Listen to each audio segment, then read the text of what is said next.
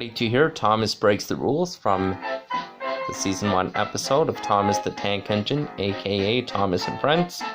Originally from A Big Day for Thomas. Narrator is George Carlin. Diesel, James, Gordon,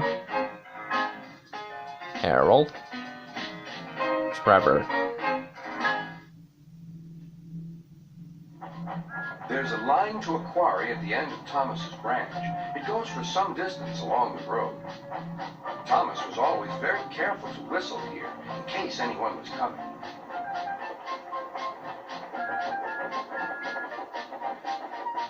Early one morning, a large policeman was sitting close to the line. Thomas liked policemen. He had been a great friend of the officer who had just retired. Beep, beep. He whistled, "Good morning." Thomas expected that the new officer would be friendly too, but he was sorry to see that he didn't look friendly at all. He was red in the face and very cross. "Disgraceful," he spluttered. "I didn't sleep a wink last night. It was so quiet, and now engines come whistling suddenly behind me." "I'm sorry, sir," said Thomas. "I only said good morning." The policeman pointed to Thomas. "Where's your cow catcher?" he asked. "But I don't catch cows, sir." "Don't be funny," snapped the policeman. He looked at Thomas's wheels. No side plates either. And he wrote in his notebook, "Engines going on public roads must have their wheels covered and a cow catcher in front to protect people and animals from being dragged under the wheels if they stray onto the line. You haven't, so you are dangerous."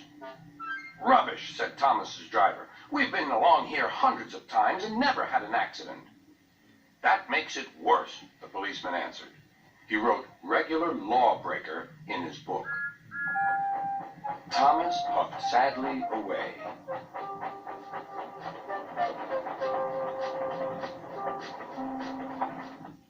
Sir Topham Hatt was having breakfast. He was eating toast and marmalade. The butler came in. "Excuse me, sir. You're wanted on the telephone." "Bother that telephone," said Sir Topham Hatt. "I'm sorry, my dear," he said to his wife. "Thomas is in trouble with the police, and I must go at once."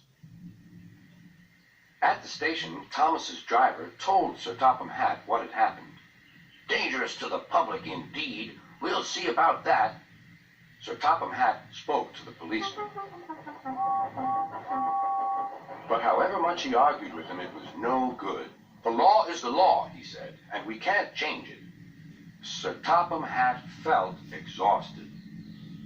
"I'm sorry, driver," he said. "It's no use arguing with policemen. We will have to make those cowcatcher things for Thomas, I suppose." "Everyone will laugh, sir," said Thomas. "They'll say I look like a tram." Sir Topham Hatt stared. Then he laughed. "Well done, Thomas. Why didn't I think of it before? We need a tram engine. When I was on my holiday, I met a nice little engine called Toby.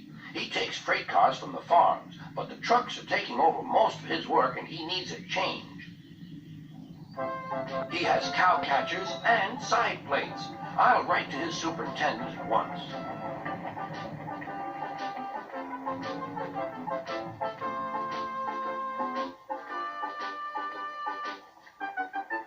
A few days later, Toby arrived.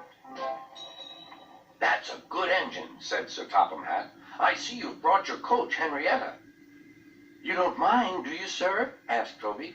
"The station master wanted to use her as a hen house, and that would never do." "No, indeed," said Sir Topham Hatt. "We couldn't allow that."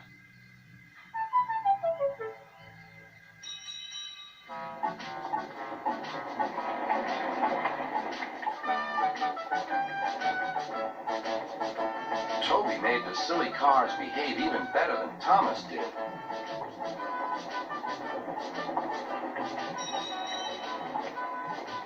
"Hey, you!"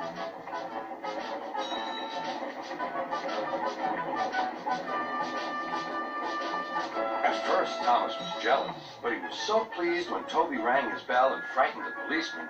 They'd been firm friends ever since.